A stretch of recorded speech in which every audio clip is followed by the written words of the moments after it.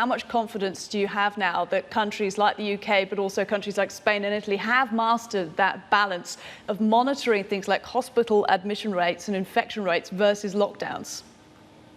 I think it's going to be really tough for them. I think in March and April, we saw those lockdowns across Europe were really effective in bringing case numbers down, in relaxing the pressure on the hospitals, in reducing the pressure on the hospitals.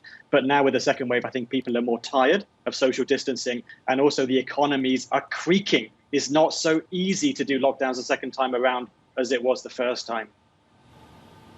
Ben, that is certainly true, and perhaps that is partly to blame for the rise in these cases we're seeing. I mean, when you look at the numbers, I mean, over 80,000 in the United States, for instance, that just sounds pretty horrific. But what's behind these numbers in terms of how severe the cases are and ultimately what we're seeing with death rates? Because we understand that that is coming down. Does that give you any reassurance?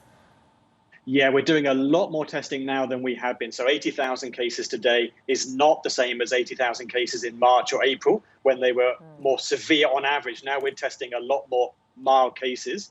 But we know that after a period of 2 or 3 weeks, we will see hospitalizations rise, we will see deaths rise. So that's going to happen in the US, it's going to happen in Europe. It's really, really unfortunate. And right now, the priority has got to be to protect the most vulnerable people in the community, particularly the elderly.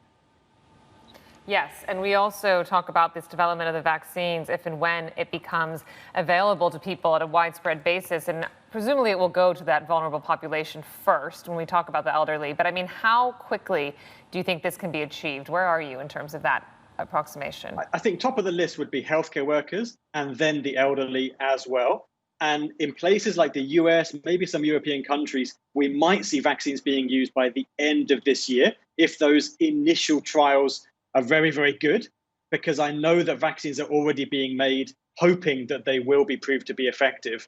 For other parts of the world, it may take longer. And to get higher levels of coverage in the population, we're thinking more like 6 to 12 months from now. But maybe the earliest opportunities to vaccinate people, at least in countries that produce vaccines and have designed these vaccines, like the US, like some European countries, probably the end of this year, early 2021.